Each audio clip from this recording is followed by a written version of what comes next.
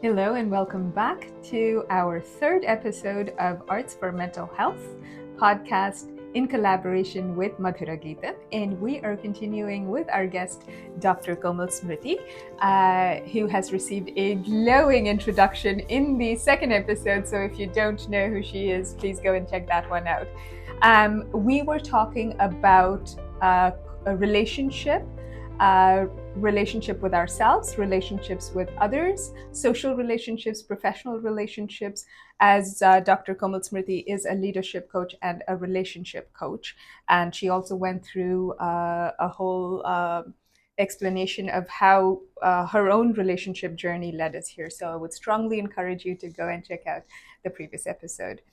Thank you, Dr. Komal. It feels so odd calling you Dr. Komal. I know. She's my friend, so I was also Komal.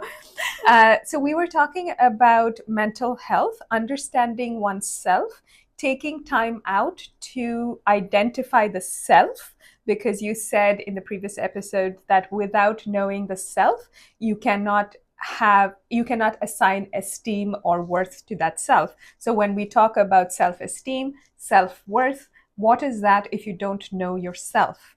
And as a relationship coach, I would like to ask you how, and especially in the South Asian diaspora, does this lack of understanding of oneself, their ego, their triggers, the things that trigger stress, anxiety, all of these kinds of things, how does this affect women, men, young people, and how have you seen this manifesting itself in relationships and leadership? It's a pretty loaded Question. Yes. So right from the birth, our journey of developing ourself kind of begins. And our earliest ways of making a sense of who we are as humans, who we are in this life, in this body, comes from our environment, our surrounding, the people around us. So how other people view us, how they treat us, informs us quite a lot about ourselves. And then as we grow up, we also begin to observe and notice the dynamics that are playing around us in our life, how people are treating each other, and that informs us a lot of things about ourselves. So we inherently pick up a lot from our environment and start assigning meaning to ourselves about those things. But one thing which is very critical, which can make a lot of difference, is that we also at one point of time begin to understand ourselves through our authentic expression. Right. And that is as important as observing, understanding, and grasping from our environment. So it's a two-way process. Right. We observe and take in a lot, and then we put out a lot. Right. I just want to break that down to in some ways, like there might be people who are adults now who heard terminologies as they were addressed when they were children. They were, if there was a teacher who called them stupid, or if there were adults around them who told them that in some way or form they are less than somebody else. Yes. We always, in Hindi, there is always this theme about Sharma ji ka beta or Sharma ji ki beti, and in Malayalam we say na lal parne, like wo char log, that kind of stuff. So that is the thing that Komal's mentioning about absorbing from our environment, because these were not things that was within our control. Absolutely. And then at some point, having absorbed these, we also have our own innate, natural, inherent wired brain that tells us these are our expressions. So when you say authentic expressions, how do we get them to be authentic? Because they're not really authentic to ourselves if we're influenced so heavily, as every child is. And I'm touching on children because we are going to go to that next. But every child is influenced by their environment. So how do we separate our authentic experience or expression, and how do we know at what point is this us and at what point is this influenced? That's a very good question, because that takes us right from the at the very root, like at the beginning of our origin, Mm, right? mm, What is the most authentic expression for a child? They cry, mm, right?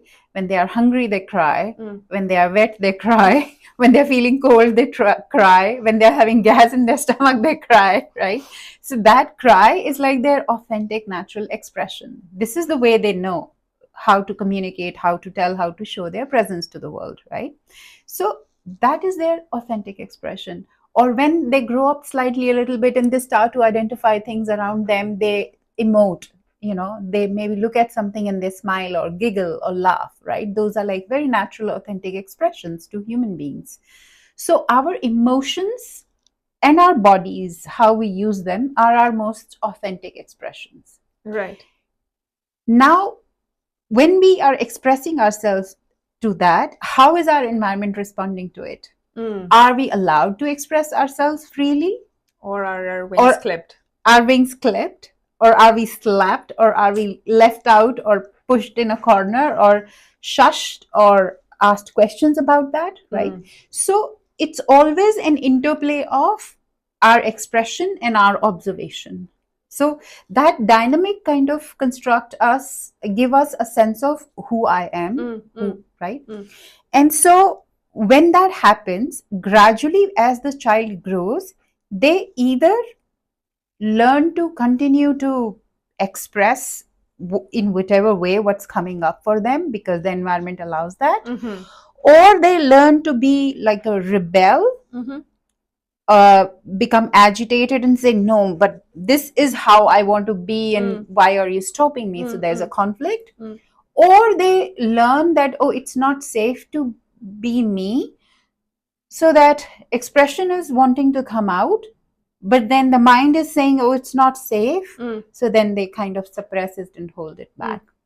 And these are the things that we as adults, who haven't gone through a healing process, who haven't taken the time out to find ourselves and our identities, take into relationships. We take into leadership positions when we become leaders, and so that takes me into the next question. What do you, in your practice as a leadership coach and relationship coach, what do you see as one of the most common mental health issues affecting a healthy relationship and a healthy leadership person? And there are quite a lot of them, but how I view them is an acute either lack or distortion of your self expression. People really don't know how to express themselves. There are so many things playing up on their mind. Either there's a lot of fear that, oh, I cannot say this, or I cannot say this to my boss, or I cannot say this to my partner, I cannot say this to my colleague, or I can't do this. Or so there is a lot of can't, shouldn't, wouldn't, couldn't, which is happening out there so much. And everything that is behind there is that people do not feel safe, or they have spent so much of time neglecting that expression that now they don't even have a clue as to how to express it. Even if they are in a safer environment, they just feel like, I don't know. Like, can I really say this? I don't know. So there's a lot of this mental chatter going on. And so this acute disconnection with your own ability to express yourself authentically, express yourself fully in this world in whichever way you want to. And that can be in so many different ways. It's not just always speaking out courageously to people, it is also making your own choices. Like for some people, if you'll ask them, okay, what do you want to eat for dinner? They'll be like at a loss, as if you asked them, like, where is the money kept?